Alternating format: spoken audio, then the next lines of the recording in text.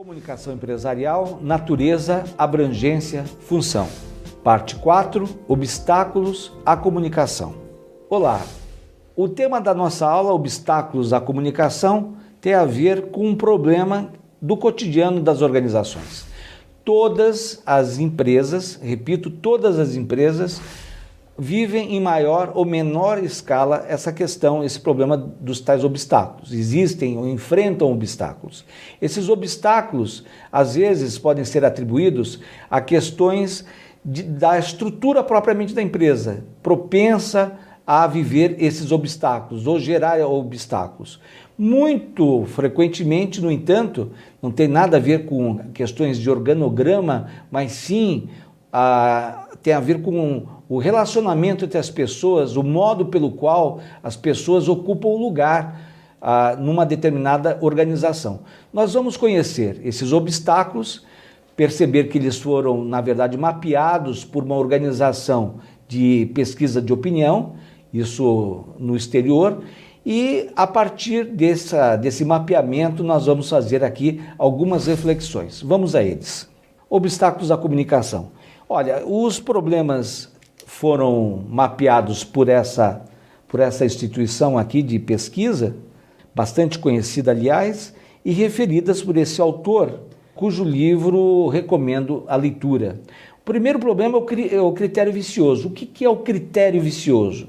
Ora, os escalões gerenciais, em geral, já recebem a informação por filtros, o que acaba por favorecer a distorção sobre a realidade dos fatos. Ora, isso significa dizer que o canal, antes de tudo, está viciado, não o canal percebido na sua concretude, na sua materialidade, mas o canal pode ser até um outro agente. Quer dizer, a informação chega com determinadas distorções porque na origem já há filtros.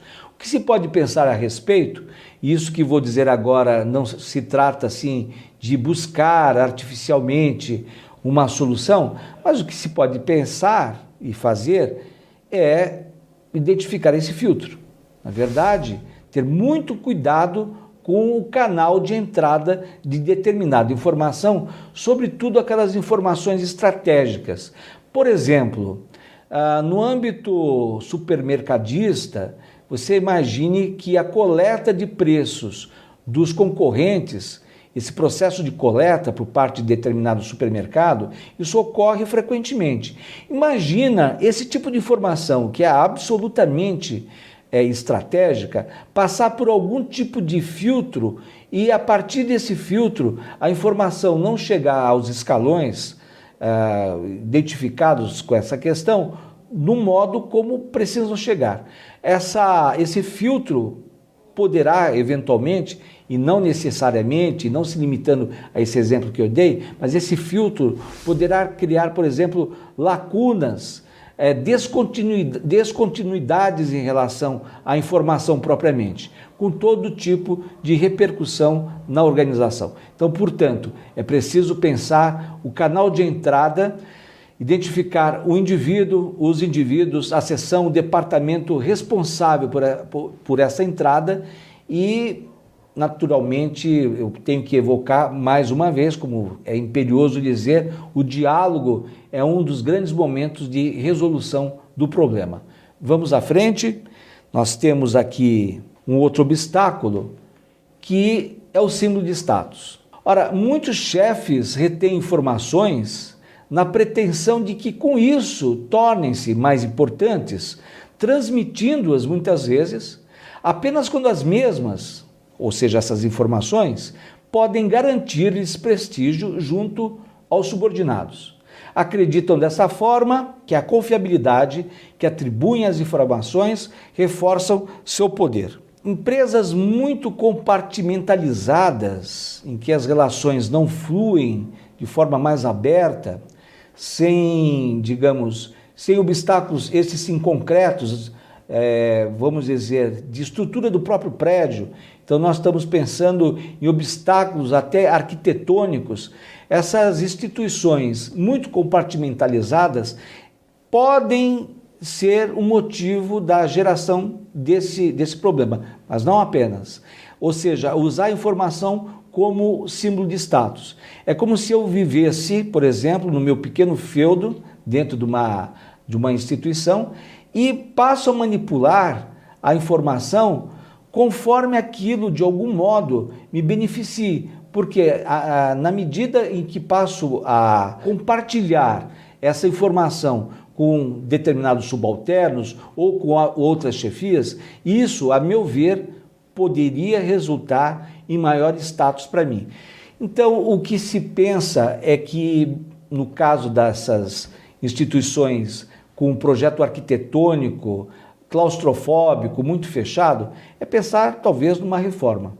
Tá? Isso vai contornar o problema? Não necessariamente, vai superar? Não necessariamente, mas o que podemos obter em resultado é outro tipo de relação a partir mesmo do modo pelo qual os indivíduos passam a ocupar espaço físico, no caso, na própria instituição.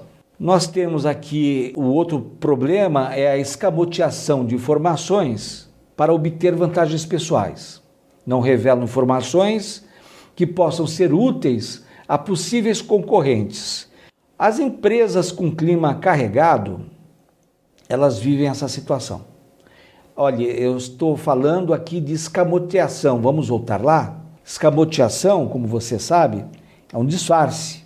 Nós estamos pensando aqui em algo que vai além, pura e simplesmente, da dissimulação, de criar uma lacuna ou de dificultar o acesso à informação. Eu estou escamoteando, ou seja, passo a disfarçar, a dar uma outra roupagem, por assim dizer, a determinada comunicação.